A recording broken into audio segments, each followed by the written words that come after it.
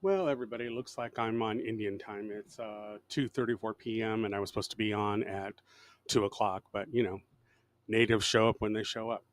Anyhow, I had several things of late that I've wanted to talk about. One of which I started on the Rote channel on yesterday's live broadcast. So if you've not joined that or watched that, please go over to Rote Podcast. So youtube.com/Rote Podcast or twitch.tv/Rote Podcast, and you can see the last night's broadcast where I read from two of my books. In fact, let me kind of bring those up here so you can see. It's the book right here and My Summer of Love, which is sitting over here. So the Diary of a Quarterback to Prince of Mistakes and My Summer of Love.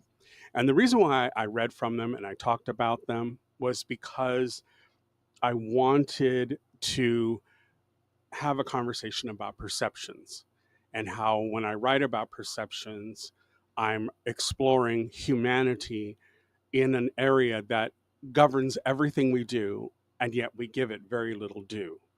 We don't, I think the reason why a lot of people can never feel comfortable admitting they're wrong when they feel so passionate about a subject, but they may not be fully informed on it, i.e., the trans community, um, or when especially white people use the word woke incorrectly. You've been using it incorrectly.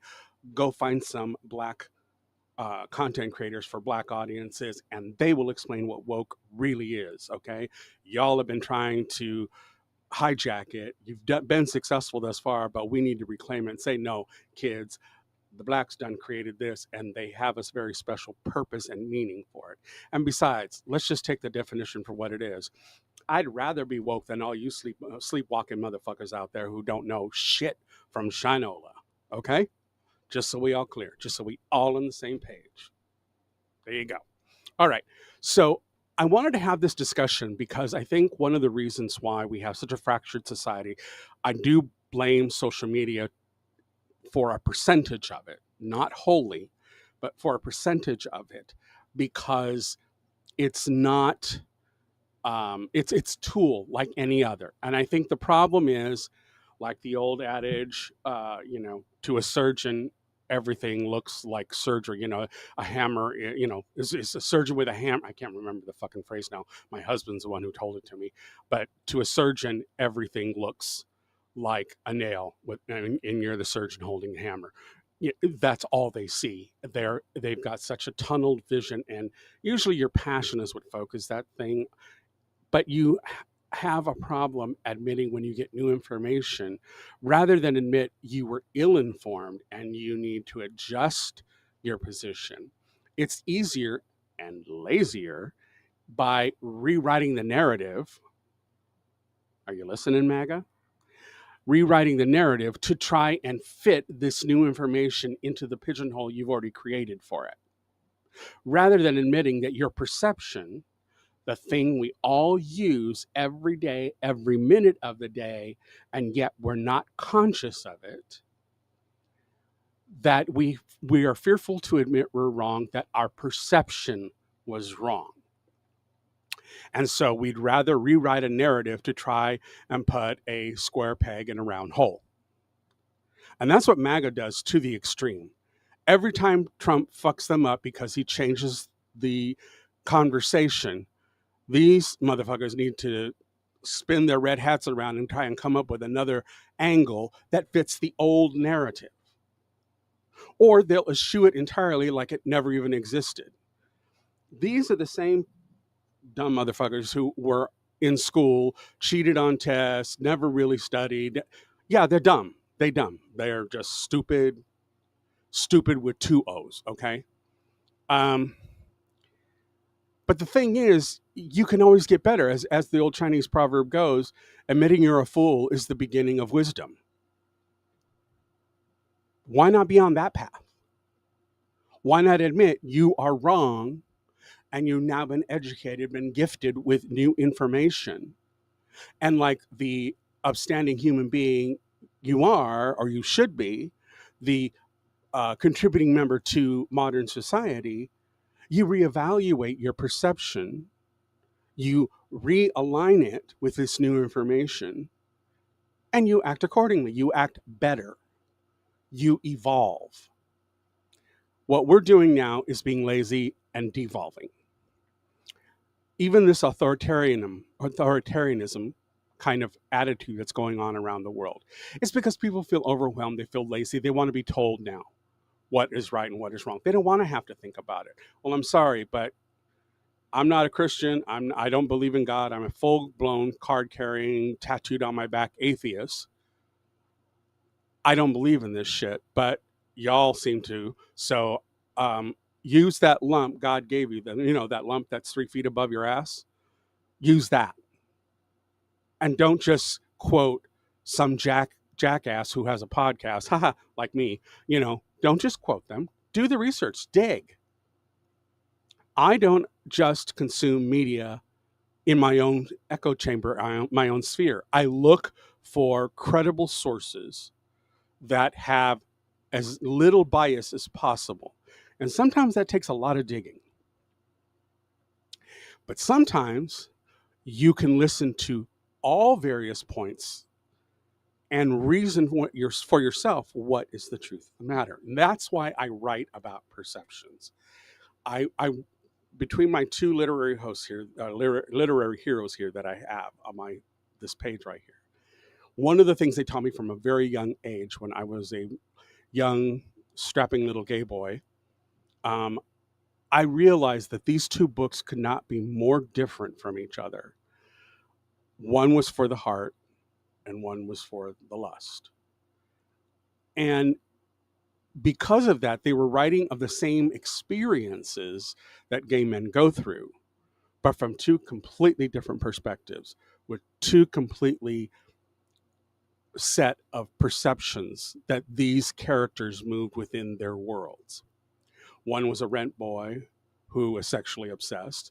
The other was a queer couple that came together during the 1920s. And so it was a very, very flowery era. The moderns were all the rage. You had all the big literary giants that were just up and coming at that time.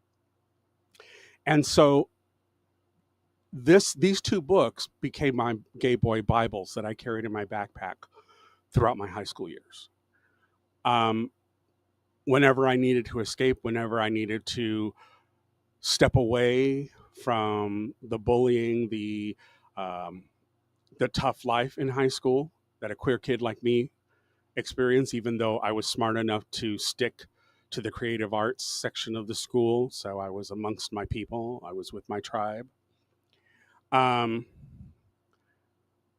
still had to deal with jocks and cheerleaders and all the other goofballs that thought they were the shit. And then on graduation day, the day after graduation day, they all go, "Oh fuck, nobody cares about all that shit." Yeah, no shit, motherfucker. Anyways, also when I graduated from high school, I've never been to reunion. I don't look back on that shit. That is not glorious. And I don't know that many queer people look back on their high school years and think, yeah, let's go see what happened to those people. No, we don't. We 9 times out of 10, they were not friendly to us.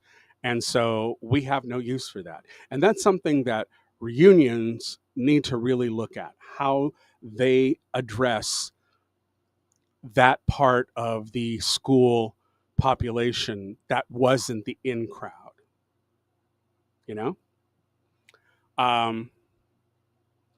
And, you look at even like people like Elon Musk, and you look at who was not gay, thank God. I wouldn't want him to be on our team. But you look at people like him who are of my same generation, Gen X, and you see someone who has consistently been hurt throughout his life. And that to this day is now 73-year-old, 53-year-old looking self. He looks like he's in his 70s. He's so fucking drugged up, it's not even funny. But you see him, and all he is consumed with is for people to like him. That shit never left. His entire perception of his world and how he moves through it is vindictive, it's cruel, it's abusive, because he wants to foist all of the harm that came his way in his youth, in his familial circle, he wants to now push it out to everyone else so that they feel it. And he wants them to think that he is some wonderful human being who is so witty and so funny and so intelligent. Motherfucker didn't invent shit. He used money from his father, who had an emerald mine, and then he took that money and ran with it and decided to start buying in. He hasn't invented shit. And this is another perception I think that needs to be addressed. People have this perception. It was a lie that was sold from like the 1950s, post World War II on, that captains of industry, of business, are somehow intelligent control over society. So they hyped up, think Mad Men, think of all these other marketing firms, they hyped up that whole persona, that whole nuclear family, that whole white picket fence, 2.5 kids, 2 cars kind of American dream, right? When that really wasn't the dream for everyone. But you sure as fuck were pigeonholed in the 50s and the 60s that that was the dream you were shooting for. And you worked your ass to the bone in the middle class to try and attain that. Now we have a middle class that's barely non-existent. We've been priced out of being middle class. And the whole thing is about to come tumbling down like a deck of cards. Why? Because these businessmen kept marketing themselves as these super intelligent men. Let me explain something to you here. 90%, and I know this because I worked for a very prominent consulting firm. I've seen it in action. I know how these people operate and how they run. And I have to say that they are not smart people. What they are is clever and opportunistic, just like Musk. These men know how to exploit. They're clever enough to know how to exploit to their advantage. Businessmen do not make good politicians. We all need to get that out of our heads. Businessmen have only money and power as their end goals. What separates Democrats from Republicans is that to a great extent, the Democrats at least are concerned with the business of governing. And I use that term business in quotes for governing. They are concerned with governance. Whereas Republicans, as we have been seeing in this new Trump era, are concerned with money, power, and cruelty and suppression. And a good swath of American populace, the least educated amongst us, were easy to swindle, much like the snake oil salesmen of the past. And we have yellow journalism live and thriving thanks to Fox News, Real America Network, ONN, all of these right-wing propagandists.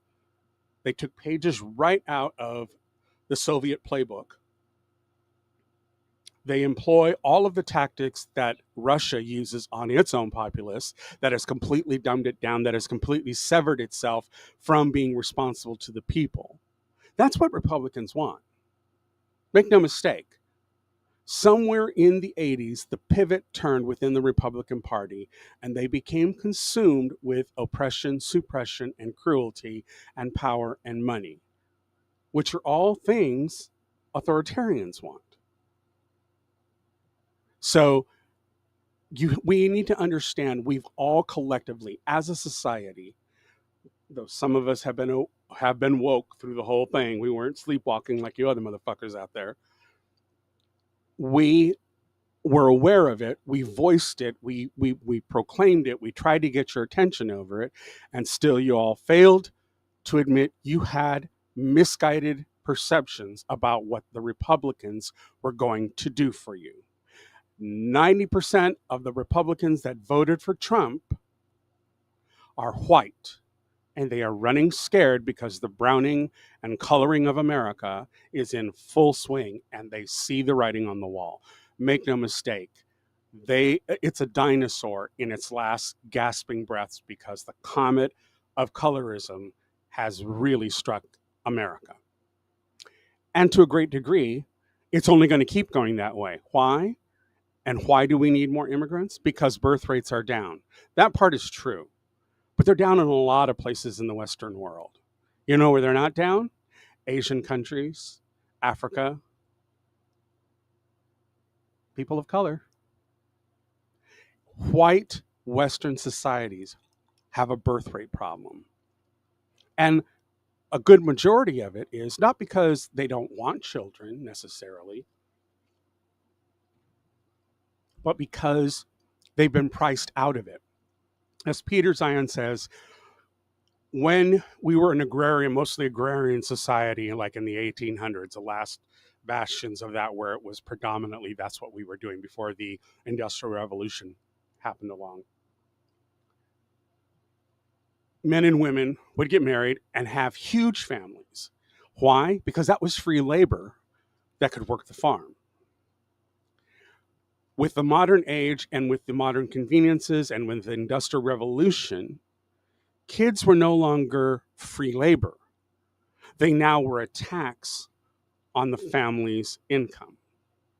They were a burden, a financial burden. That has only increased through the decades to where we get now when it is absolutely impossible.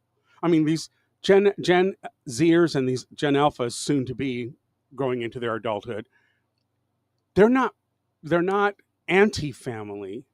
They're looking at their bank book and saying, I can barely survive. How the fuck am I going to bring in someone else? You know, that's the thing that I think that gets to me the most is we have been really, and I lay this at the Democrats' feet and the liberals' feet as much as I do the conservatives for pushing their agenda. While I watch the Lincoln Project and I watch the Bulwark and I watch all these conservatives who are never Trumpers, who are having all of these conversations now about how everything is so fucked up. Yeah, but let's call a spade, motherfucker. You all played a part in that. You may not be a Trumper, but you played a part in this whole decades-long playbook that you all put into place. I do not forgive you for doing that. Great that you're now on the bandwagon of let's squash authoritarianism. Let's squash, people who are anti-democratic. Glad to have you on board, but never, ever, ever take that as an apology accepted for your part in where we got. I just ain't going to go there. I'm not. I just won't. That is always in the back of my mind when I see Rick Wilson. That is always in the back of my mind when I see Anthony Scaramucci. That is always in the back of my mind when I see Steve Schmidt, Tara Setmayer, all of these conservatives that promulgated, propagated, and jumped up and down about pre-Trump all of the things that led us to Trump. They're just horrified that the one thing they were most worried about actually got out of the fucking stable. That horse left the barn. And now they don't know how to get it back in. So everything I hear from them, even Liz Cheney, and I happen to like Adam Kinzinger for the most part, although I know we would disagree on many subjects. And I'm grateful that they both stepped forward when no other Republicans would. I still have a slanted eye, a very pointed slanted eye at all of them because their participation in that decades-long playbook, and this is going back. This is going back to FDR. This has been in play for decades upon decades. The Republicans have done one thing very well. They have played a very long game, and the Democrats have been foolish enough to think they were playing the same game when they weren't even in the same room. It wasn't a knife to a gunfight kind of situation. No, they were fucking painting masterpieces while the Democrats were over there, scribbling in their coloring books, paint by numbers, and it's just not even in the same class. The one thing Democrats have to get over is the purity tests and the um, fighting amongst themselves. That's public. Take that shit private. You want to know what Republicans do well? They stay on message and they never ever waver. We, the liberals, the right progressives, we need to have those discussions, but not make them public. Keep that shit in the back room until we all come to consensus, and then you push a cohesive narrative and you push hard, push the gas pedal. Be offensive if that's what drives it. Call them robber barons. That's what they are. Why take it easy on them? Rich people, snake oil salesmen. We need to break those perceptions that have been built since, at least when I saw it coming up in the 70s and 80s and 90s, this lie of the Reagan era that all of these captains of industry would be so good for the economy. Bullshit. Musk got in there and he wasn't there to save money. That's all fucking smoke and mirrors. That was the snake oil salesman pitch. He was there to dismantle the agencies that were investigating his ass to put him in jail. That's all it was. The rest is a big cover up. And I'm looking at those 5 little white out of high school, early college teenagers who are working for his ass. And I'm looking at them going, fool, you think you're going to get out of this? You are balls deep in this motherfucker, and there is something with some major teeth going to come up and chomp them shits off. What are you doing? What are you doing? You've been doxxed. We know who you are. It's not like you can escape any of this. Stop what you're doing. Leave now. Just like Samuel Jackson said in Jurassic Park, stop what you're doing and leave now. Just walk out. It'll be the best thing for you. Walk out and whistle blow. Be whistling as you open the door and walk out. Let it all come out. Then you might be able to save some of your reputation, but not all. And again, those are perceptions that you help build and enable in people's minds. And as I said earlier, people are very reticent to admit they're wrong because they fail to realize it is their perceptions that are misinformed and wrong. It takes the sting out of it if you know something else is in play. Something that you subconsciously do that have conscious repercussions, that have conscious, in real life, outcomes and consequences. And most people don't realize that's what they're doing. And that's exactly why I write about it. I don't want my stories, when I have my 2 boys tell their sides of the same romance that they're in, you're not going to see facts that wholly match up. They're not supposed to.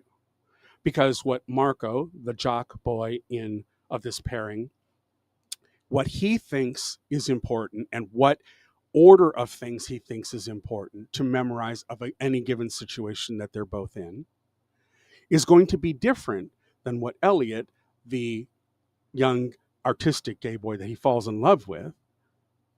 They have different perceptions of how they move through the world. Marco's a jock. He has everybody at his beck and call. He's the golden boy on campus. Elliot is the boy who was outed against his will in junior high school and had to live with those repercussions throughout junior high and up into high school. These are 2 very, very different individuals, a boy of light and a boy of shadows. They're going to have different priorities. They're going to react to the same scenario, and they're going to recall it in a different way. Doesn't mean that either one is incorrect. It's just how they filtered and how they bothered to memorize a certain situation. Some parts will be important to one and may be considered irrelevant to the other. But that's how we build narratives. And that's why narratives are so easy to manipulate. One thing the Republicans have been doing very well is they get one message and they all say it over and over and over and over and over and over and over and over again. The Dems need to, and I understand why Michelle Obama said when they go low, we go high. From a black woman's perspective, that is exactly what black women have to do. Because if they go lower, then it can get really nasty on a racial level. So I get why she said it.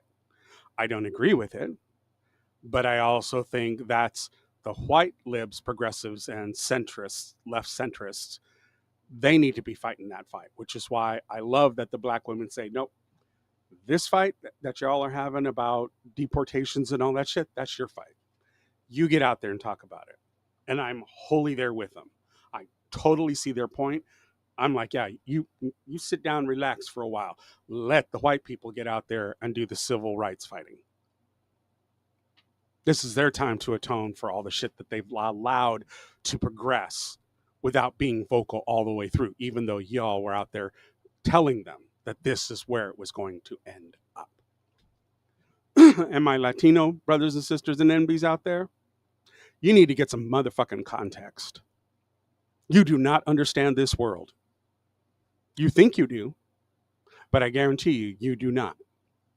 And I will tell you, as a Gen Xer, one thing that literally I think was one of the best investments any network could have made in a generation, and it was Gen X all the way, and that was Schoolhouse Rock.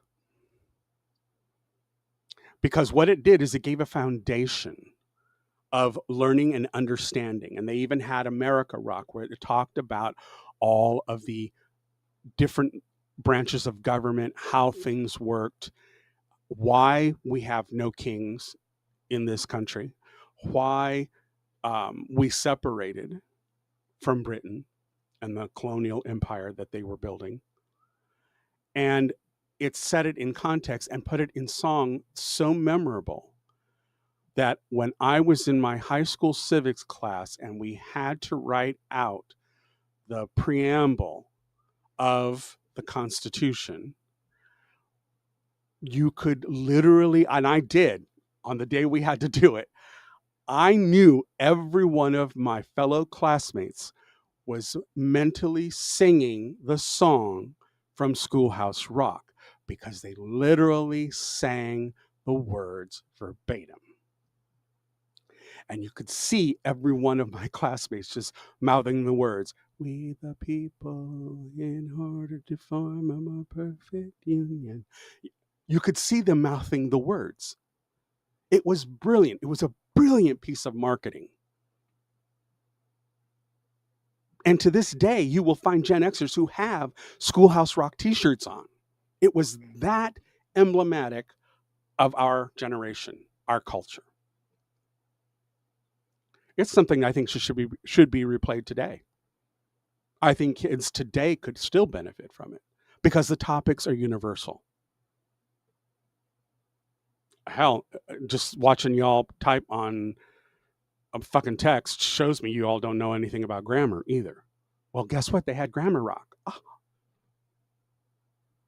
And those songs were memorable too. Got problems with math? Hey, they had multiplication rock.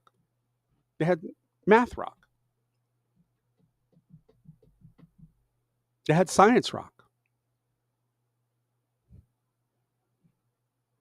These were instructional, short, little music videos that had some of the catchiest songs ever put down for educational purposes.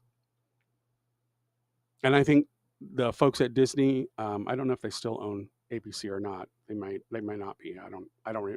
I haven't been following where all that's going with legacy media, but I mostly watch YouTube now. But it would behoove them to really push it and put it back out there again. Don't redo it. Don't redo the animation. Don't change the voices. Don't have Pink sing one of the songs. Don't do any of that shit. Just put it out the way it was. Remaster it if you want to make it beautiful on 4K screens or 8K screens. Fine. but don't change a fucking note, a fucking voice, or a fucking frame of that work. It's perfect the way it is. Kids will get it. And our country will be all the better for it, especially given the low literacy levels Gen Alpha is expressing now. It's all perceptions, people. We are fucking it up with our perceptions. But once you know that's what's in play, it makes it very easy to tear them down and rebuild them when you get new, credible, factual information. Stop going with the knee jerk. Okay? I'm going to move on to some reactions here. These are things that I've collected that I thought might be rather interesting. So I got to put my ears on here so I can hear what the hell we're watching. Give me just a second. If I'd have thought about this, I would have done this earlier. Anyways, all right, let's go to some of the media stuff. Let's see what we've got here. Okay, so this first one, I'm going to. Oh, my cat has her foot on my trackpad. This first one where I'm going to watch is a gentleman that I actually like his videos. I watch his channel. I'm a subscriber. By the way, if you're a queer content creator and I find your channel, you're getting an automatic subscribe. I fully am behind my queer content creators. Even people that I don't necessarily fully agree with, like Amir Odom, I still watch his channel. I still subscribe. I have strong disagreements with some of the things he says, but I also have agreements with some of the things he says. So I like hearing what my queer brothers and sisters and NBs out there are saying. And I want to know what's going on, what's in their heads, what's happening now. Doesn't necessarily affect me being the first year Generation X. I'm the older half of that generation. So I'm now an observer. The baton has been passed to y'all. But I do have an interest in what is going on there.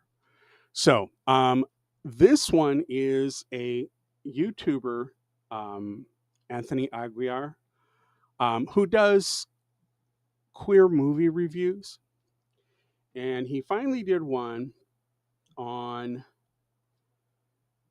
a movie that I absolutely love. It's one of my all-time favorites. My husband and I watch it at least once a year, usually around Thanksgiving, and because the movie takes place around that time. It is a film that was way ahead of its time. Although actually now when I compare it to a show like Northern Exposure, which if you've not seen is a really funny show. It's a very well done show. Very good ensemble cast. Quirky as hell, but I love it. It's in the vein of Northern Exposure for those who have seen that series from the 90s. This was made in 2000. Well, it was filmed in 99 and released in 2000. The movie is called Big Eden, and it stars Ari Gross and one of my favorite native actors, a gentleman that I absolutely think is so brilliant in his acting. Such subtle nuances in his performances. I really love, and this is by far and away my favorite portrayal by him of a character. But what I find interesting in this review is what he doesn't talk about. It's a very, very prominent aspect of this film, and he never mentions it. In fact, visually, you only see it in a couple of quick snippets. And he never talks about the prominent part of this film that made it stand out, made it very different. So we're going to listen to what he says here, but I am going to pause it if I want to interject, or I may just comment afterwards, depending upon. I think I'll wait until after we watch the most of it. I may say something during it, but I'm not going to pause it. I'm going to let it play. It's only 4 minutes. And then I'm going to pause and ask and see if any of you out there notice what I noticed. Okay, here is his review. Have you ever had a preconceived idea of what a movie was about just from the title alone? This is what happened here, and I am wrong in putting off seeing this because this movie is a wonderful discovery. This is a film called Big Eden that came out in 2000. It's about a gay man who's an artist living in New York City, and he suddenly has to go back home after a family emergency. And while he's there, his past catches up with him. So the title of this movie had me thinking it was some kind of religious thing because of maybe like the Garden of Eden, and I didn't want to deal with some kind of religious trauma movie, but man, was I wrong. This is not at all what I thought it was going to be. It's a type of movie that you don't see that they make nowadays, in the sense that it has this grand epicness of those, romantic comedies. It's really a character driven piece, and it's not so much about like high concept, but more concept is driven by the characters first and the story second. I remember the discussion when that film Bros came out with Billy Eichner about how there wasn't like, good gay romantic comedies. And look at this movie. This movie is a great example of that came out over 20 years now ago. This film does have excellent production value. I love indie films with a scrappy do-it-yourself quality, but there is something super accessible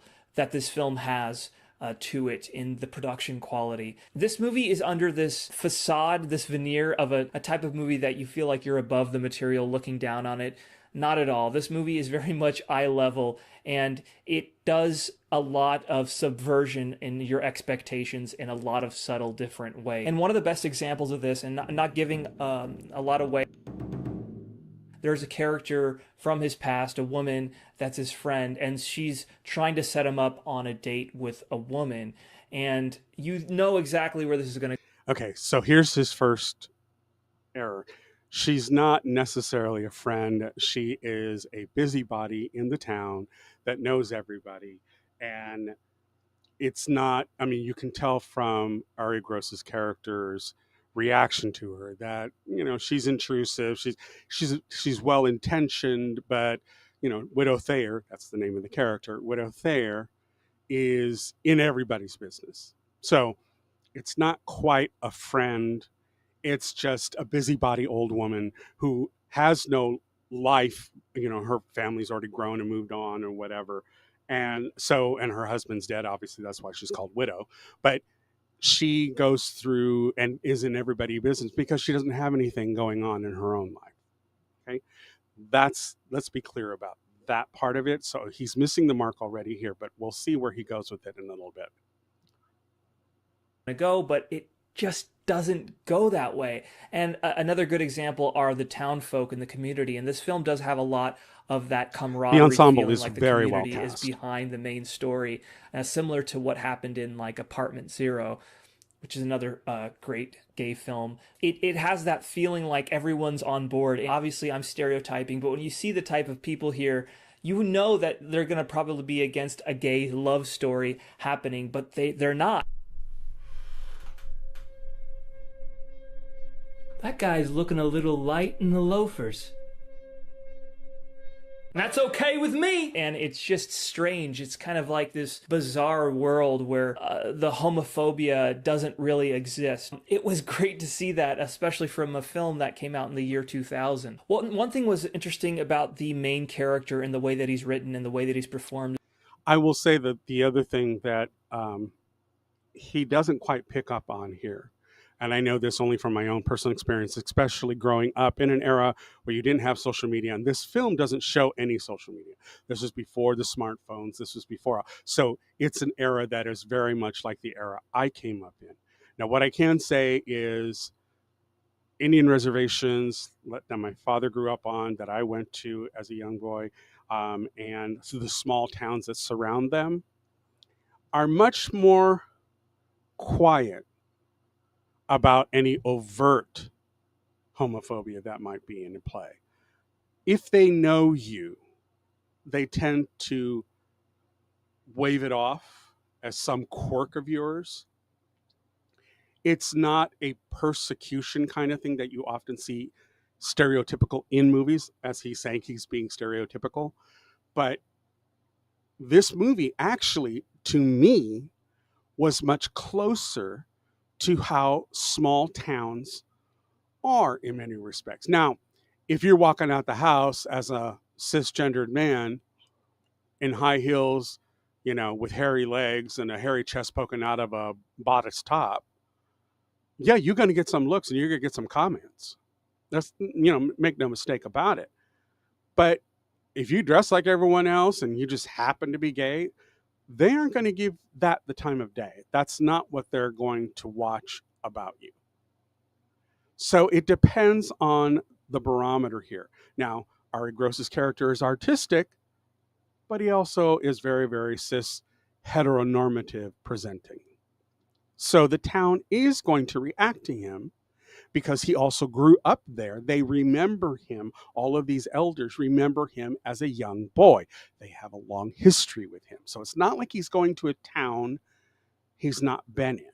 And I know this might be spoilers for y'all, but the movie's been out for well over 25 years. Get over yourselves. You're late to the fucking party. Catch up. I don't have a problem with spoilers in that regard. But while I was thrilled that Anthony was giving a review of this movie and saying how wrong he was in his perception of it, see how we come back with that one? His perception of what he thought it was about, and the way that he admitted, boy, could I not be more wrong about it? Again, because it was his perception that was misinformed. He got new information and he immediately evolved, became better, and is correcting it by telling people, don't deny this movie because you see the word Eden in it and think it's all about religion. Big Eden happens to be the name of the town that Henry Hart, character that Ari Gross plays, that's the town he grew up in. It's called Big Eden. That's where the name of the film comes from. But again, his perceptions colored it without even really looking at what the film was about. He just assumed it was some kind of queer, overly religious, homophobic kind of story.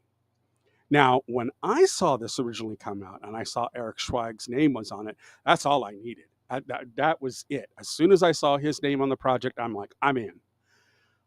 But I also knew Eric doesn't really contribute his acting talents to things that he doesn't find beneficial or puts Native peoples in a bad light.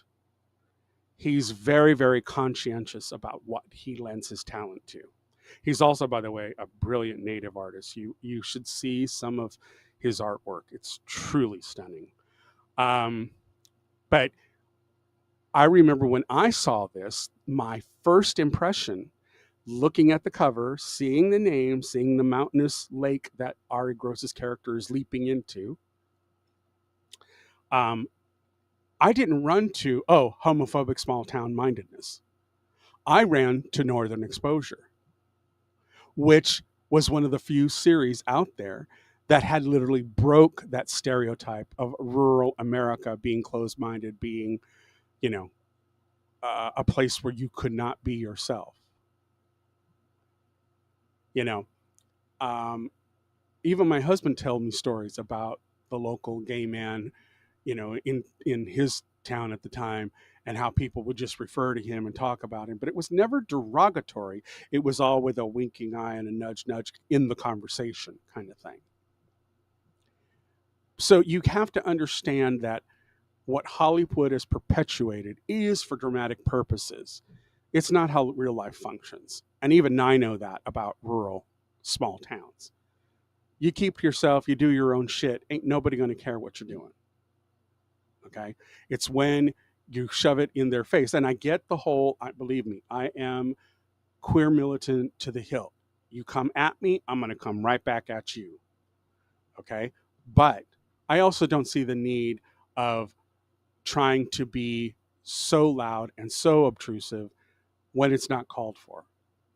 We have Pride Month, we do it then. We don't have to do it all year long. And in fact, when people say, oh, why do you still have Pride? Well, because you keep asking that question is why we need it. When you stop asking that question, we'll realize, hey, times have changed. Maybe we can move on from this. But now, as it stands, we have to go back to what Pride originally was from my generation, which was protest. get all the corporate media out of it, get all the corporate sponsorship out of it, and go back to what it was in the beginning, because we're there again. 1969 Stonewall is very close to what we're having in 2025. Make no mistake. That's a perception you should hold on to and act accordingly. All right, let me get back to what he was saying here. Is that throughout the film until the very end, I felt like I wasn't getting enough, and I was wondering why this character was so bottled up. But slowly, as the movie moves on, it totally makes sense, and you do get a payoff near the end where things conclude in a way that makes sense why this character was acting the way that he was. In a lot of ways, it made me feel like how much of our fears are what we bring to the table versus what's actually happening to us. A lot of his fears are stuff that he has to overcome himself, not so much the community imposing these things on him.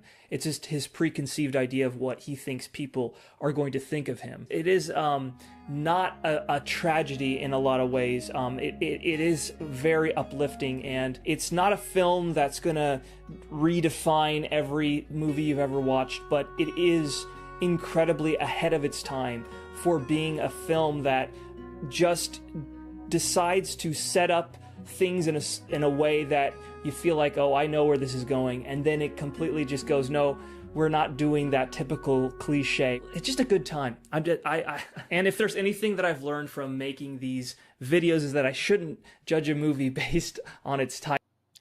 All right, I'm going to stop it there. Here's my thing.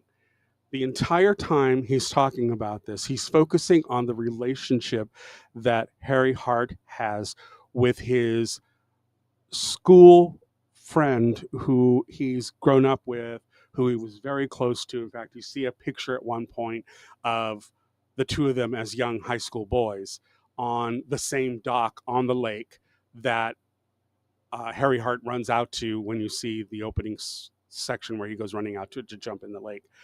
You see an old historical photo that implies that the guy that you see him with, you see him talking to in several of the sequences there, that's where the focus is.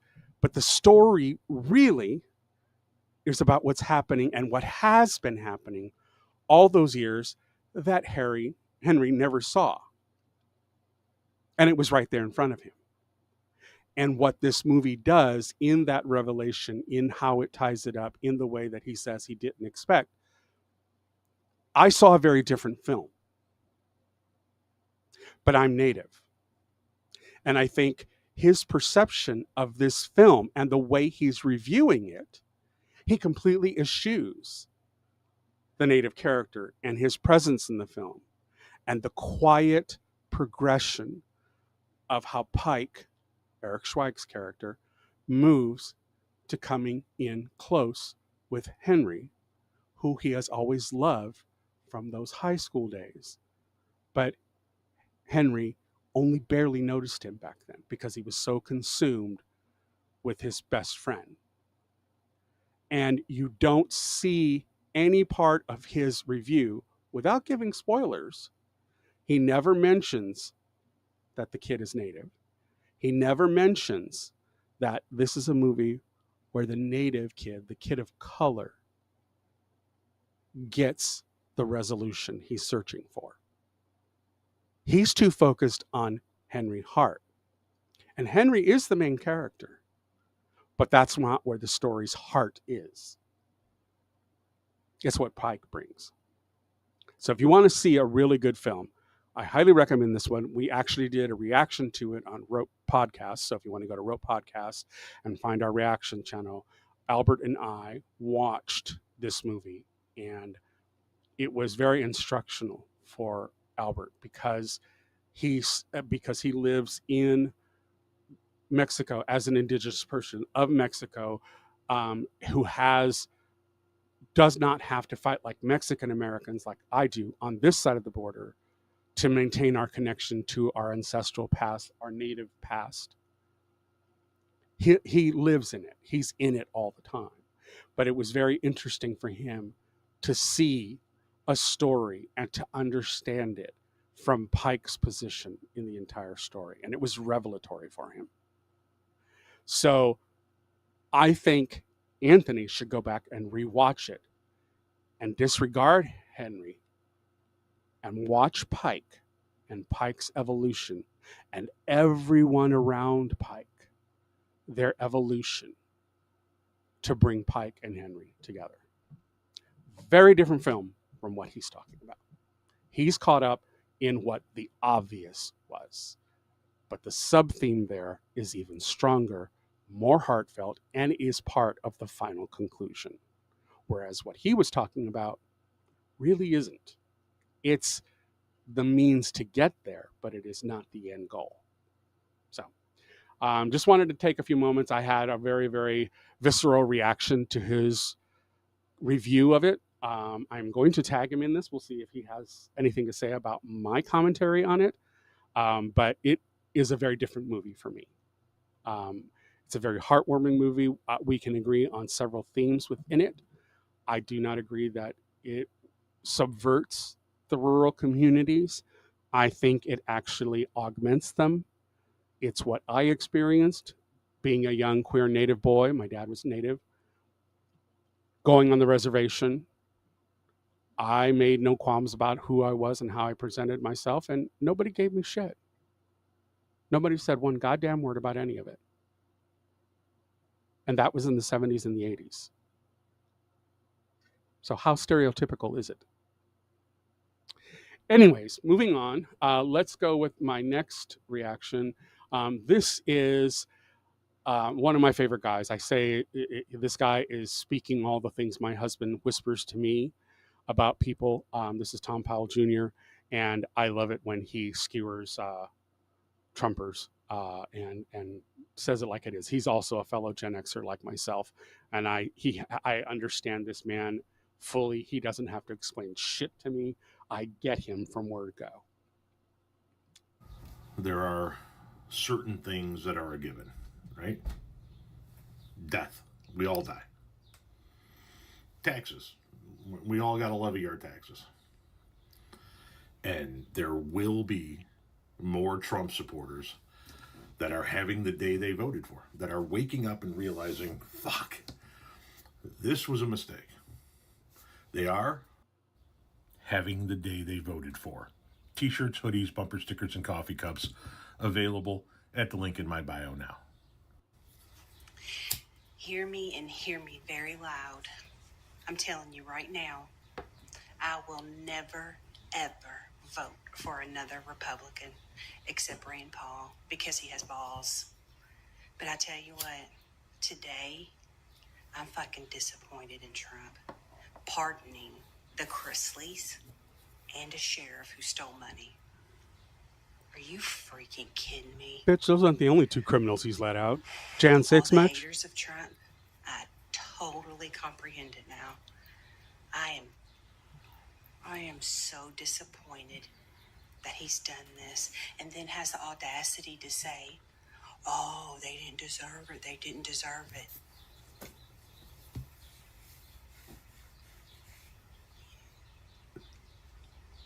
I'm so pissed. But you will never, Republicans, J.D. Vance, anybody that runs for president, Republicans, you are losing my vote. You hear? It's just a new fact of life these days in the United States. You wake up, you find another Trump supporter that was all on board the Trump train, now regretting their vote. But you see, what was it that pissed her off, right? Was it the fascism? No. Was it the homophobia? No. Was it the sexism? No. Was it the racism? No. Was it the tax cuts for the rich? No. That are Was going to it cut taking Medicaid? Medicaid away from Right people? there. No. Yeah. It was that he pardoned somebody that stole money. It wasn't even the fact that he also commuted the sentence of a notorious gang murderer, the guy who created the Chicago Disciples. No, none of that was enough for Donald Trump to lose her support. None of that was enough for Republicans to lose her vote. Because he pardoned some rich people who stole money from folks. Donald Trump is a rich person that stole Stealing money from from folks. yeah, exactly. He stole money from his own fucking charity, and you still voted for him. Yep. That part. So you know what? That part. Fuck you, bitch. Have the day you voted for. Absolutely. Yeah, I love when he comes up with those kinds of things, and he kind of really lays it on the line. I've got some framing problems here. Give me just a second while I fix this. Trying to figure out how I can sort this. Oh, it will help if I unlock that layer so I can fix it. Bring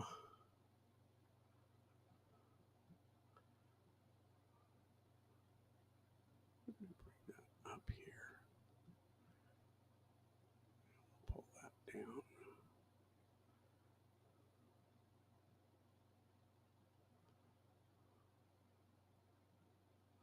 All right, this one is a personal pet peeve of mine. These are gay men who are obsessed with the wrong fucking thing.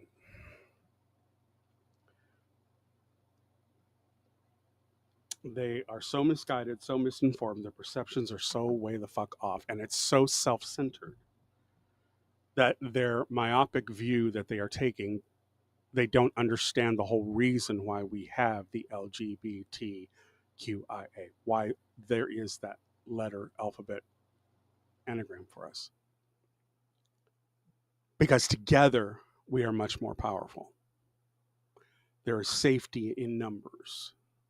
If they come for the least of us, trans people, intersexed people, then that's one more step to getting to us, the larger groups. So we can't give ground on any of it. And we need to call out our own members of our community who have a fucked up position in their head. If I'm going to show you, we're going to react to this one.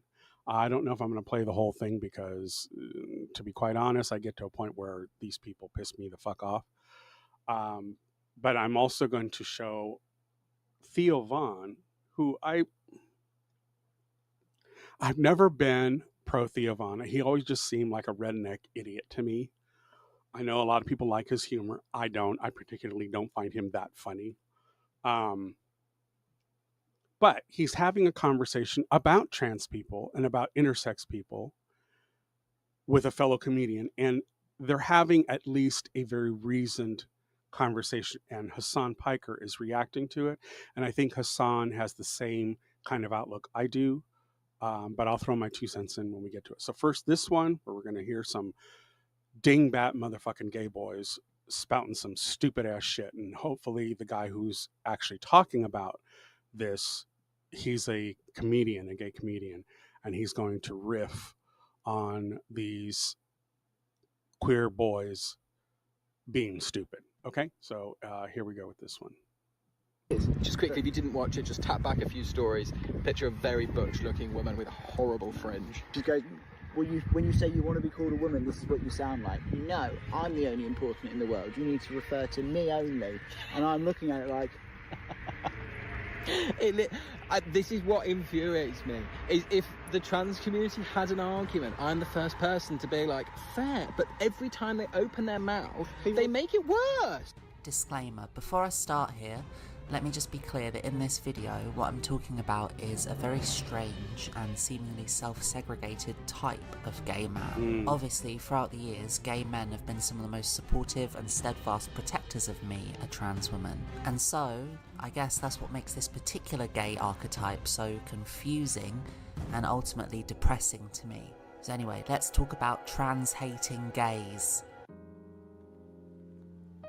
So it all started when I made this Instagram reel about the state of trans representation in the UK. I feel like I've kind of given up on wanting any kind of like meaningful representation. Like I used to slag off the Danish girl, but like I'll take that these days. Do you know what I mean? I'll have that. If the choice is you have your rights but you have to put up with Eddie Redmayne in a wig, or you don't have your rights but we get a few more like bit more trans representation on telly, I'll take Redmayne in a wig. It makes me think a little bit of like the term chick with a dick. Like in the 90s and early 2000s, we used to like frown on that term. Like if someone called you a chick with a dick, you'd be like, hey, that's offensive. Don't call me a chick with a dick. Like I've been called a chick with a dick in a derogatory way by a stranger before. Like, and the way I perceived it was like, this is offensive.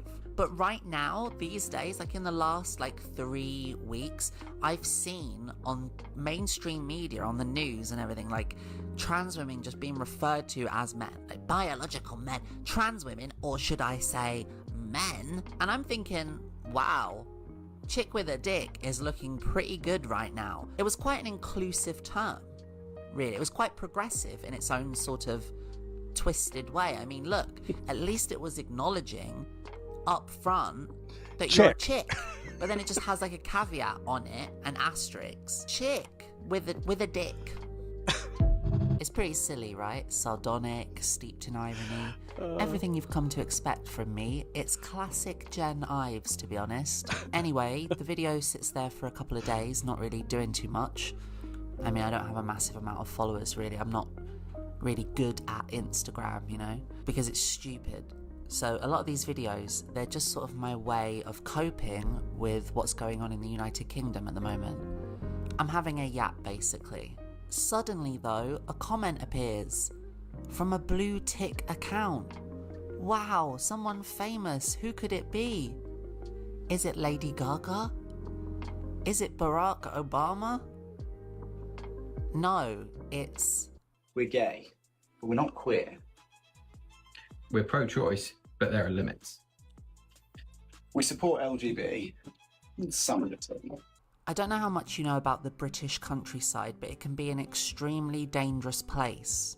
You've got wild boars, rogue cows, poisonous mushrooms, and of course you've got weird posh boy dog breeder transphobic bully gays. Meet the nice boys in the country, the married farmfluencer couple who once tried to do a podcast but gave up on it, either due to a lack of charisma or because they bought a £15 lapel mic off Amazon and couldn't quite figure out how to make it work. Hi, I'm Zandy. And I'm with Nick.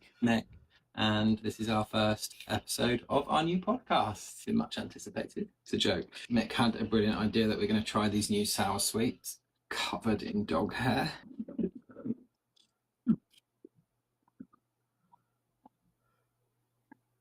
I've known about these two for a little while now. They're part of this LGB without the T subgenre of entitled gay not queer queers, who hate it when you call them queer, even though, well, come on, I mean, let's be honest. I was unfortunate enough to scroll past a few of their videos last year, but I decided not to engage with them at the time because, well, if I'm honest, there's a lot of gender critical gays right now. It's not really that much of a novelty. They're all vying for a place in the bosom of the straights, and I didn't really want to give these two any undeserved attention. But they loved my Instagram stories so much that they couldn't resist sharing them to their over 40,000 followers. Pick with a dick? Like in the... This time, I was clever enough to screen record. I did put a little comment on, just saying I hope that one day the trans community sees that this point that you're making is so true, and that you just kept pushing and pushing and pushing until everyone was like, no, I'm done. Everyone is So not obviously, done. very rude. Called me a turf, posh, country gay, just being rude, but I wonder if anyone would think I was a woman if I spoke like this. I mean, come on. Just say you are. More butch than me. So now that they've reached out and cast the first stone, I thought this would be a great opportunity to I look a hope little she bit more skewers them. deeply into the current epidemic of trans-hating gay men. Nice boys in the country are Alex and Mick, two rough and tumble dog-loving divas with a flair for the dramatic.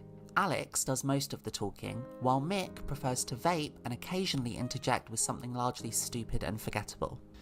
What gets me every time is just the level of aggression in these people's stories, these posts. You can see it's the aggressive eyes, the challenge me eyes. But they're a victim, darling. You can't They're say a victim that. of their own consequences. All good partnerships Oh, go need the start an sort of OF yin and and shut yang the in fuck order to up. work so well. As well as money, obviously. Both these guys clearly have lots and lots of money. Genuine question. We get so much hate. So many comments being like, rich gays, posh gays, gays with money as an insult. when did that become a bad thing? Like, at what point in history did having When money you start acting entitled become an assholes. insult? I'd rather That's be a rich gay than a poor gay. At least I can be, like, gay with class. That's what it's like when you're a contributing member of society, which I don't think these people will ever understand, because they just spend lipstick all that money on a pig that we pay, which That's is what you are. You're a frustrating, sow with lipstick. because then they're rude to us and they insult us, when in actual fact they should be commenting, being like, thanks for working super hard so that I can get my gender reassignment surgery for free. And I know people won't like this, but I personally think that we should swap Pride Month for High Rate Taxpayer Month. So like every high rate taxpayer gets, I don't know, like a free coffee when they go to like a high street coffee shop. Yeah, High Rate Taxpayer Month, where the society says thank you to the people that give back so much. Because just to remind people, without high rate taxpayers, society would come to a grinding halt in probably about a day. Life seems idyllic for the nice boys, looking after chickens, swinging in hammocks, and publicly slagging off transgender people who they blame for seemingly all of their problems for some reason. And it was after watching a good few of their stories and public videos that I started to think, hold on, these boys don't actually seem that nice. I genuinely believe the woke lefties are the same type of person that rounded people up and turned on the taps in the gas chambers. They seem sort of, I don't know, what's the word? Nasty. No, you're They're Nazi. gays. They're Nazi gays. Mean gays, even. And look, we all know a few mean gays. I'm not against them, theoretically. You can have a fun time with a mean gay. Being catty while watching Drag Race or bitching in the smoking area. And like... No, I think this is where it all starts to go south. No. You know what? No. Stop with the mean gay bullshit. You can be mean, but only to those who are against us. Amongst our own, that time has passed. That boat has sailed. You've missed that train. That was back in the 70s and 80s, darling. We've already had that. You're too late to the party. So just stop it. Be kind. It costs you nothing. These people are just trying to live their lives honestly and as authentically as they can. What the fuck is it to you? Shut up. No talking required. Like, it's fine if you're nasty. I don't mind. Some people I think do. I'm nasty. I guess the difference is I don't really care if they think I'm nasty. Like, I'm at peace with it. You don't see me changing my username to Nice Jen so I can trick people into thinking I'm nice. Let the people decide how nice you are. Stop forcing your nice ideology down our throats. God, embrace facts for once, why don't you? But look, I don't want this video to be an unfair hit piece on these specific trans-hating gay boys. As I said, there's more and more of them every day. We've got lots of choice. And in order to understand what the psychology of it all is, I think we need to take a look at a few other examples. For a little bit anyway. Don't worry, we'll get back to the nice boys. They're too good not to. Throughout recorded history, there have always been individuals who seek to drag down others in their community, whether it be for self-preservation or pure psychopathy. And the LGBT community is unfortunately no different. Over the past few years, I've noticed a proliferation of these sort of gender-critical gays, which if you don't know, gender-critical means what it says. They're critical of the concept of gender. I've noticed a load of these predominantly spewing their vitriol on social media, but a few of them have become so comfortable among their oppressors that they've even taken to doing it on television. That is, if you consider GB News television. I know a lot of people don't. Whenever I post a video online about trans issues, I usually notice a surprisingly high reply rate, be it in the comments or in video responses from gay men who, above anything else, want me to know that 1, I dress really badly and don't pass well, and 3, how it's the trans community's fault that women's and LGBT rights are currently at risk. According to them, the woo-woo woke clown world overreach of the pronoun brigade has soured society at large on true same-sex attracted people. They inform me that they are the majority in this view, and that the only reason it doesn't seem like it is because many gays are just apparently too scared to speak out. Which is funny because when did you ever meet a white gay man who was scared to mouth off about anything? According to the transphobic gay, trans people like me have it coming, and we have for a long time now. One of the first I came across was this guy, Mr. Menno, with his back catalogue of weirdly specific transphobic parody songs. Like some sort of gay, even weirder Al Yankovic, but without any of the creativity and humour. Welcome to the Ghoulish Gender Show. Say goodbye to everything you know. Bye-bye.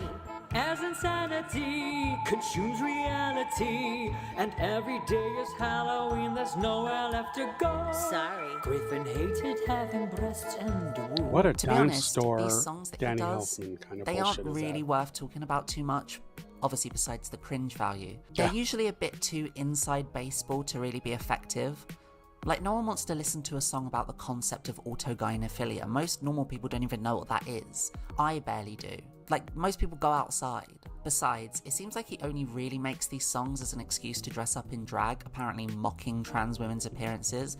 Except how many times do you have to do that, really? If you like wearing a dress, wigs and makeup, you don't have to contrive some transphobic ideology as a reason. You can just do it, girl. There's still time. It's never too late. You're not too old. I actually met Mr. Menno once, very briefly. When I attended the first ever LGB Alliance conference, I should just clarify as a joke, he was there peddling badly printed transphobic t-shirts on a stall, one of which I bought as a souvenir. Again, a preference as a joke. He's a pretty odd guy, seemingly obsessed with trans people to the point of psychosis. It makes you wonder if Mr. Menno actually has any friends who aren't members of the LGB Alliance. A slogan that's popular among them is LGB without the T, which has become a sort of mantra for the transphobic gay, not wanting to be associated with pervert cross-dressing autogynephiles, or as they used to call us, trannies, which I have to say I did prefer as it was at least catchier and more succinct. Apparently, according to them, trans is intrinsically different to gay, because, to their logic anyway, homosexuality is just when two willies touch, or two vaginas, obviously. Nothing in between though. The transphobic gay is free from the headache-inducing complexities of romance, nuance, or fluidity. He likes his men hunky, his girls fag-haggy, and his brunch sloppy, and the only thing he likes more than that is cock. I know that sounds crude, but the way in which these gays speak about love and romance leaves no room whatsoever for ambiguity. To them, it's all biological, material, dull. The reason why, in their estimation, that trans people are contrary to their plight is that our openness to gender fluidity somehow invalidates the rules of same-sex attraction. They'll claim that trans women are merely straight men in dresses, while at the same time pleading for us to come to our senses and live authentically as effeminate gay men. It's unwinnable and ironically overcomplicating something that most of us feel pretty secure about already. I know that some gays and lesbians view their sexuality as steadfast and definitive. I know a lot of them like to think of themselves as gold star, having never been in any doubt. Not to be that bitch, but isn't this the real fiction being indulged in here? Aren't human beings more complex than that? This doesn't mean that I want to force a gay or lesbian man or woman to date me, despite their insistence that this is happening at terrifying rates. I mean, while we're on the subject, how do you force somebody to date you anyway? Do you hack into their dating profile and match yourself? Or do you lock the doors to Bella Italia until they agree on first base? It doesn't really make a lot of sense. I mean, trans people struggle enough these days trying to figure out who their allies are, let alone their prospective romantic partners. In a way, it's kind of a shame that these transphobic gays aren't more open because, I don't know, I get the distinct feeling that a lot of them are deeply lonely. From what I can see, they don't seem to have much of a gay community to speak of. For various different reasons, they don't seem to... Yeah, because they're assholes. That's what it boils down to. These faggots are assholes. And so are the lesbians that are TERFs. It's the smallest fucking community. God damn. They're not taking over our sports. They're not hanging out in the women's restroom so they can molest them. The level of bad perceptions that are built around the whole TERF dialogue and the fact that J.K. Rowling espouses to be so enlightened, she's about as dumb as all of them out there. It really astounds me. You can have an ass, just choose not to be one. You can have a cunt, just choose not to be one. It's very, very simple. I just don't understand why people get all their panties twisted up into their asshole because of what somebody else is living. Child, you just don't have enough to drink in the day. You don't have enough friends to talk to. Get a life. You know, and I can see why these two dumb motherfuckers' podcast didn't go anywhere. God, I nearly wanted to shoot myself when I was watching them, proverbially speaking. I mean, you know, not literally. Because God knows they ain't worth it. but they're boring. They're fucking boring. No wonder they're out in the country. No wonder they're raising chickens and doing all this shit. Nobody wants to talk to these motherfuckers. Not an intelligent comment between them. Talking about sour sweets with dog hair on it. What? What are we doing here? Just because you have a camera and you could make a podcast doesn't mean you should. You all didn't think that through, and obviously you didn't have the intelligence or the talent to carry it forward. I'm just getting started here. But I don't have a problem getting up in people's grill about things that I am passionate about. And I'm also not going to be an asshole about it. I know enough trans people in my life that I know what they're going through. I get it. They are worried if they have to go to the bathroom while they're out in public. Do you have that worry? Or are you just worried whether or not they have a public restroom? Let alone one you can be harassed in. Are you the asshole? Yeah, I think you are. If that's where you're going with that, yeah, you're the asshole. You have an ass and you're the asshole. It's very simple. Be kind. Be accepting. Understand someone else's life that has nothing to do with yours. Let them have their truth. They're not hurting you. I think Jen's doing a great job, by the way, of skewering these two dumb motherfuckers. And there are a couple of others she had in the picture when she showed that thumbnail. That's in the thumbnail for this video. Definitely should watch it. The Epidemic of Trans-Hating Gay Men, video essay by Lobotomy World. Jen did a marvelous job. Love it, love it, love it. But I can't take looking at these motherfuckers any longer. I'm going to move on. All right, so this is Theo Von, as I mentioned before, having a somewhat intelligent conversation, or a nuanced conversation. That's I'll say that. A nuanced conversation about the trans community. And what I find refreshing in that is that you can see light bulbs going off in their conversation between them.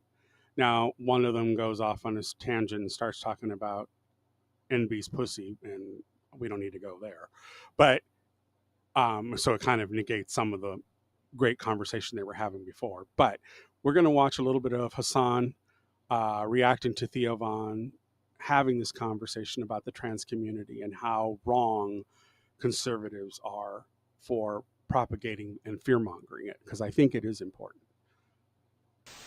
That women didn't like me enough that I thought maybe I'm supposed to like men. Dude, me too. Because I was like, maybe I'll just. I was like, there must be something wrong with me. Okay, what happened? That's the point. You end up finding out. That's it. That's literally it. Here, you want to know? You want to know what how normies talk about trans people? Let's take a look. What's going on out there? I'm trying to think of what I've been seeing. I don't even know, dude. I haven't been. Well, they have this beer, all this, a lot of stuff with trans activists. You know. Let's see what Theo, who otherwise sometimes has like some questionable takes, and my boy Stavi Baby have a conversation about trans issues. Let's see. These are normies for the most part. Yeah, and it's got to be, but what is it? What is being trans? Yeah, I mean, I know it's like, I know it's men or women who want to be the other, right? Yeah. Or they feel stuck inside of they feel wrongfully convicted. Yeah, I think that's a good way to put it. Convicted in the wrong body. Right. That's what it seems like to me anyway. Although some people just want to go, I'm neither. I'm non-binary, you know. I'm throwing on some overalls. I'm just hanging out. I'm getting honestly a haircut a lot like yours. That's yeah, so many lesbians usually hit me up. Yeah, but I think mullet is a pretty nice non-binary look. I think what the thing about it, I think, is are they trying, like, what is, I just wonder, what is the is there a business goal of it? Does it seem, that's what I'm just curious about it, because it seems like an interesting move. Yeah. I see, that's the thing. That's what I think has kind of been blown kind of crazily out of proportion, is like trans people that I know, they just want to be trans. Right. They just want to like not be like killed. Like, because that's the thing, if you're like going M to F, if you're like born a man, you transition to female, it's like, that's like a lot of them like become sex workers. A lot of them like get like violence against them. Yeah. Guys who they become sex sex being workers because tricked they're or, like, often whatever. too It's like fearful it's like a of pretty getting a scary real thing job, to, you know, what it's a people pretty call like a real tough job. lifestyle, and they're just like, hey, I just want like not to be killed and to be like basically respected and to be able to go to like the doctor. And I just don't. It's such a low percentage of people too. That's what it's crazy to me that we're having this discussion. That's the part to me is interesting. like, It's who such a cares? small.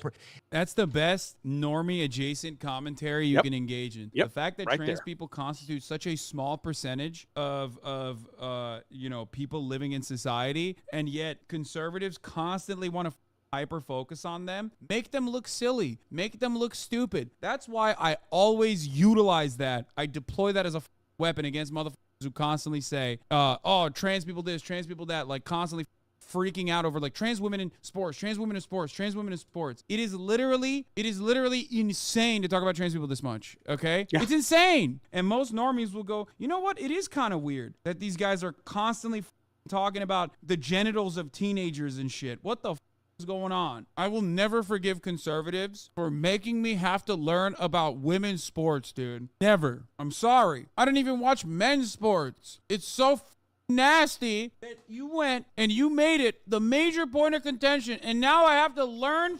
stats about women's sports. And I wonder, are you helping trans people buy like Bud Light? Like, is this the move to help? Because I totally understand what you're saying. Like, imagine if you feel that way, Yeah, right? Imagine yeah. if you really feel it, right? Yeah. Now, I think there could be a difference between people who really feel it, and also now if they're commercializing it or if they're sensationalizing it so much that a mind that isn't sure now adapts to it to like have a cause, because people can grasp onto a lot of causes, right? For sure. And I think like with any kind of thing that gets a lot of publicity, you will have people that are like just unsure will like reach onto it. And you will have, here's the thing, with anything that gets any traction, you'll get people doing it cynically to get famous, right? Right. But the way that there's like, it's like a 1% of people are trans, 0.001 of them are like these weird people doing it for attention. Right. You know? So it's like, that's what it's crazy about these discussions is like, No, for he's the most right. part, what we're talking about is like, He's literally right. Like, he's not wrong. He's talking about like an insanely small percentage of people that are going to be like Ollie London. You know what I mean? That's what he's talking about. It's like one person. Yeah, people and they'll have blow that out of jobs. proportion. You know, Out of like just proportion. let them have basic. The way I look at it, right, it was like just let them go about their lives Yeah. without facing discrimination. It's that Like, who simple. gives a It has What do you nothing to care do if with somebody, you. Like was born a guy, wants to chop their dick off and be a girl. Yeah. Why does that bother you?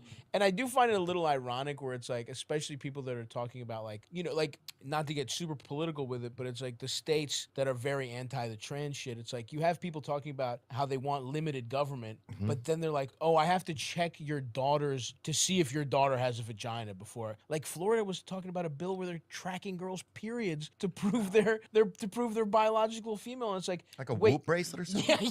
Yeah. It's A whoop ridiculous strap. what they're doing. Florida, Ron DeSantis wanted one around like teen Around your girls' waist, I pussies. guess. Yeah.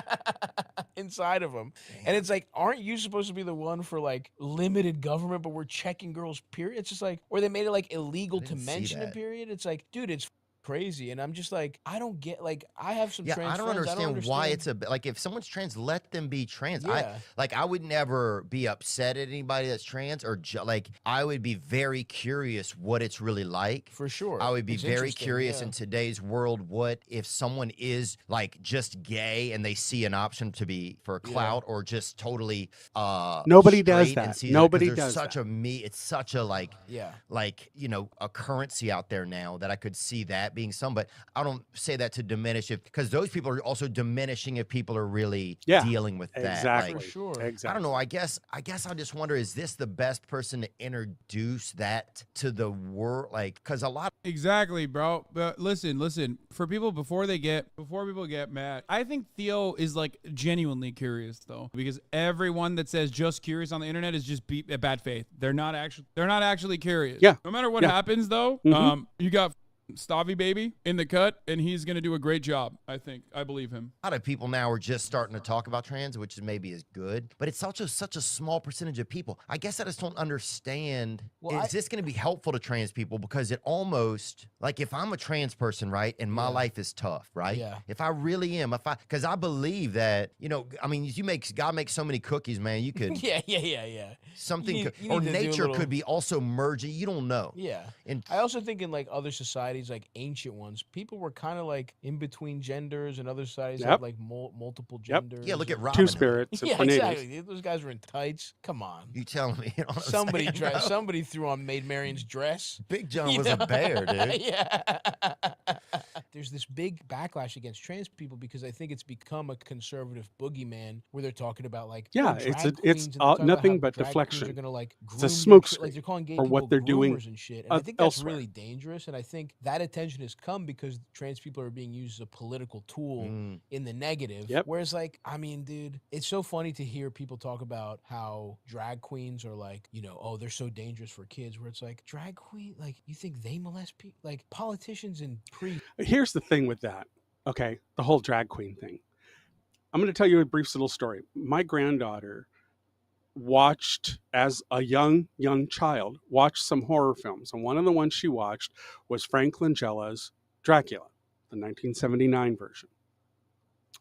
And we watched the whole movie, and the whole time, and she was 3 at this point, okay?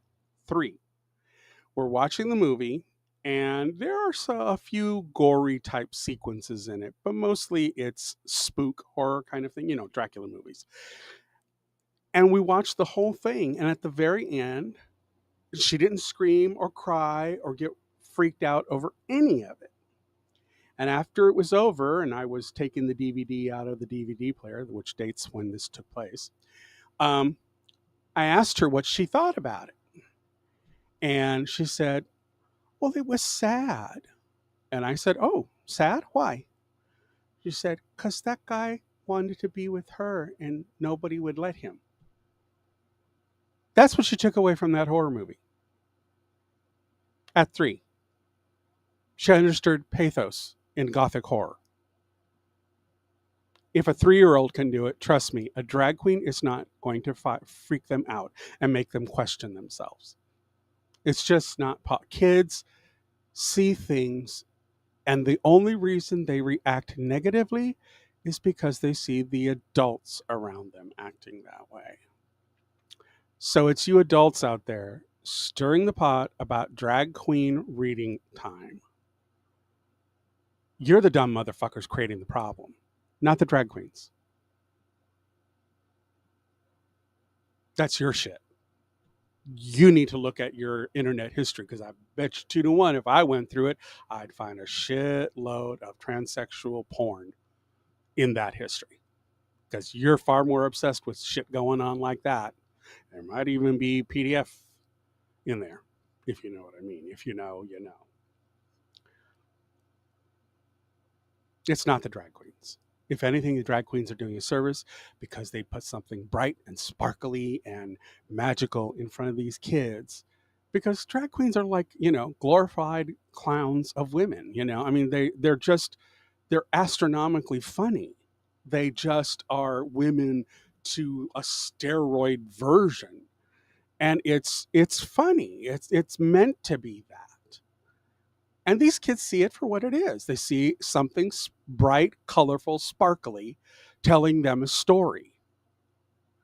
It's you all motherfuckers, you adults, who say it's perverted and nasty. You make it nasty because it's nasty in your head. You need to seek therapy or go find Jesus. Not the gays, not the drag queens, and certainly not the kids. The kids get it. Y'all need to question what's going on up here for you. It is not our community. That grooming thing, that shit needs to go. Are up 2 million kids to 0 on Yeah. molested drag queens. It's like At least 2 drag million, or queen- maybe 1,000. Maybe or like something. 1,000. Yeah. Maybe there's one. Yeah, there's one of them who was whatever. But it's like, still, drag queens are gonna start having to do like flea flickers and like Yeah. trick plays to get back in the game Yeah. compared to priests, compared to politicians. They're the ones kids, and Well- it's like it's just become this political ploy, you know. But Yeah. it's like So good. yeah, I mean, look, that's a really great point, man. I think what I hear a lot of times that people are scared of. People are scared that, well, is this another reach where they're trying to, where the media will then use like a lot of like film, television exposure about gender uncertainty, and then to start to get you young people to want to take like a gender blocker, right, or some type of a medicine. Right? Well, here's the thing too on that. We need to understand that, none of the surgeries on children happen. They just don't. Doctors are not that stupid. They're not going to risk their license doing that kind of shit. That's all in your heads. Again, if you're promulgating that kind of stereotype or that kind of messaging, that says more about you than it does about the doctors or the parents who have gender questioning kids. And what you need to understand is gender and biological sex can be conflated into the same thing when everything is matching. But gender is also a social construct. We tell little girls that they should like pink, that they want to be Disney princesses, that they must have 85 million pairs of shoes when they become an adult, that the boy needs to buy them a big diamond ring and have a big, huge wedding. We tell them that. That's the script they're given. It's also the script that I play against in my books here. Because Marco, being from a rich Italian aristocratic family, is given that book also. And he's followed it to a great degree, that he sees himself following that line, that script that all boys are given, especially boys who have money and wealth and prestige in their name. They're reared to sire future generations. But what happens when Marco meets Elliot and that gay boy completely undoes his world?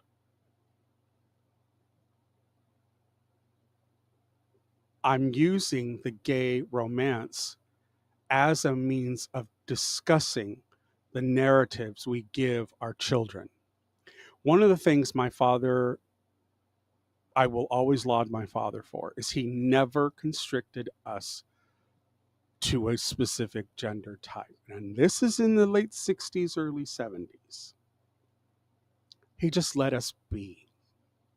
He let us explore. He let us play act. He let us do everything we wanted ourselves to do, because he knew that was part of childhood, and that was the type of childhood he had. He was allowed to go running free out on the reservation with his 23 brothers and sisters. Yeah, that he had that many, and have all kinds of wild abandonment out in the country, out in the forest.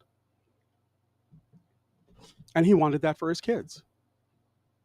So we were never restricted with what we wanted to express or how we wanted to express ourselves. So I never grew up with that internalized homophobia. If I saw homophobia coming my way, my position always was, well, that's your problem. I'm fine with me. I like dick. Yeah, I'm fine with that. And it's your problem you have to deal with. But I'm not part of that resolution. I may be emblematic of your problem, but I am not the problem. Let's be very clear about that. And I grew up with that and that strong sense of self and purpose, because my father instilled it, and my mother instilled it in us kids to be everything that we are, be fully present in our lives. We weren't allowed to phone it in.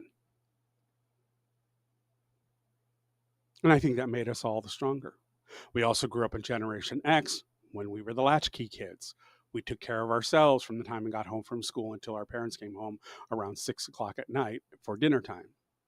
And sometimes we made dinner as we got older. There's a lot that's gone wrong with our society. And a lot of it is attributed to the one sin I say we commit all the time, and it is ruining us and it will cause our demise, and that is apathy. We are apathetic in far too many things in our lives. We allow devices to tell us things instead of having meaningful conversations face to face.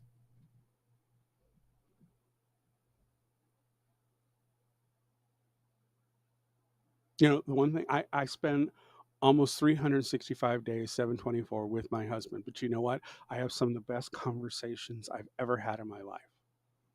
And I'm thankful for every one of them. I would rather have those moments with people in real life, the way I grew up, than to be reliant on this and what it tells me. I remember when Siri came out and Alexa and all these things, they were thought to be really wonderful. There was actually a system pre all of that. And I think Apple acquired them for Siri. I think this is the path it took. But in the late 90s, there was this system called Wildfire. And it was an automated assistant that you could ask it to do certain things. It was always listening for when you called out to it. And it would perform certain functions, put things on your calendar on your computer. It would send pagers to page, numbers to pagers of people that you needed to get in contact with. It did things for you. It was a AI intelligence. It was rather limited, but it did have a language model that it understood basic commands. It knew to listen for the word wildfire before it knew it was being invoked to do something. And I remember at that time, I was rather enthused that this was just like Star Trek when they go computer and you hear the little ding, and you thought, we're heading towards that. Never once at that point in time, because it was so new and so revolutionary. And this is while I worked for Booz Allen and Hamilton. They were the ones who were looking into it. And I was in their IT division. And we got to play with a lot of things. That was one of the best jobs I ever had, was working for Booz Allen and Hamilton, because they had a shit ton of money if there was new technology that we wanted to play with, that we wanted to get our hands on, so we could see what the benefits were for not only the consulting firm, but for the consultants themselves to learn from and be educated on, so they could employ it in their consulting practice. We were given carte blanche to acquire it, so we could master it, understand it, and then disseminate the information within the organization. So it was a wonderful technical playground to be in the 90s, when the internet was coming up and all of these technologies were starting to really grow and blossom. But never once in that whole time did I ever think that we'd end up with these stupid smartphones, and I call them stupid smartphones for a reason, these stupid smartphone devices that now listen to every part of our conversations that we have. Sure, they only respond when you say, the magic words, hey, space, Siri. And then you hear it respond, like Jean-Luc Picard says, computer. It's magical, and at the same time, now I see it and I go, but the fucker's listening to me all the time. All the time. And where is that going? The surveillance of it, while we seem like we are able to keep things at our fingertips and able to use a vast array of knowledge, much like the Alexandria Library of old antiquity, that we could pull these things up and all this wealth of knowledge. But the problem is we're paying for it by not having our privacy anymore. Something's always listening. Something's always watching. And so that plays a part in our perceptions too. The kids nowadays don't see the dangers of what my generation, my husband's generation, my parents' generation, my grandparents' generation, what they would see, because they have seen it in action when your privacy is completely obliterated and taken away. They know what the outcomes are from that. Kids today have only grown up knowing this, knowing having information at their fingertips. That's why they don't commit things to memory anymore. They'd rather ask the AI models to regurgitate it for them or to write it for them entirely. So, this is all part of our perceptions at play and how much we use them, we employ them in everything that we do, yet we give them very little due. We don't think about them. And it's something I think we should think about. All right. I have two things left to review. Bravo to Theo Von and he's talking with Stavros Halkias. Great conversation. I encourage more of, especially white straight men, having conversations like this to understand it. And you know what? Talk to trans people. Have an earnest conversation, a non-biased, open-hearted, open-eared conversation with trans people. You'll learn a fucking lot. And you'll see just how wrong perceptions can be built. I'll guarantee you, that's my takeaway from it. That you will walk away going, oh, now I see why Baz was going so much on how we build false perceptions and how we cling to them as if they are 100% right when we're the ones that build them up in our own heads. They're works of fiction that can be rooted in fact, but it's how you write that narrative of your perception that governs how you'll respond and how you'll act in this society. And realize 90% of what's going on that's terrible in this world is based on fear. Fear of what? Fear of not knowing, fear of not understanding, fear of no compassion for it, because they don't empathize with it. They don't understand it. Well, take some motherfucking time to learn. Use that lump 3 feet above your ass. That's what it's there for. Stop giving all the props and the flowers to the great god of apathy. Stop it. Yes, you're going to have to work for it. You can use the AIs that are out there now. Sure, they're a tool like any other.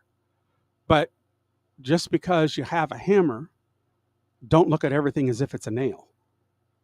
That's the phrase I forgot that my husband said to me. That's how it goes. Anyways, I have two other things about the Gen X, but I think I'll leave it for next time.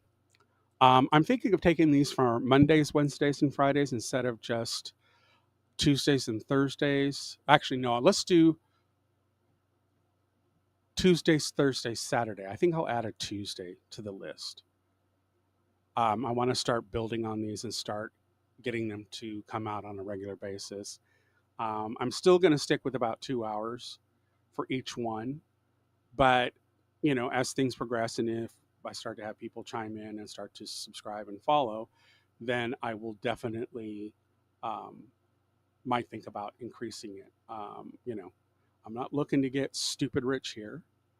And in fact, one of the things I wanted to react to that I didn't get to today, and I'll save it for next time, the Cavernacle channel did a great video on the disparity of being a full-time YouTube content creator and how there are the it's a great line from a book, a title I saw, the haves and the have-yachts.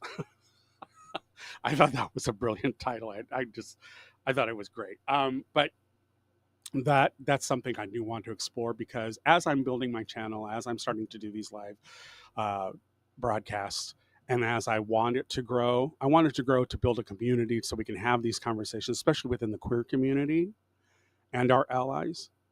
But I don't want it to be a place where we give space and we give deference to those who are against us.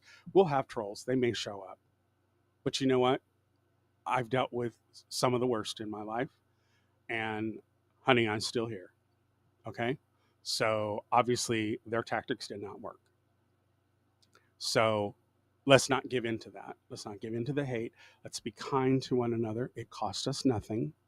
And who knows, it just might brighten your day if someone responds in kind to you. So keep doing the work. Keep using that lump 3 feet above your ass.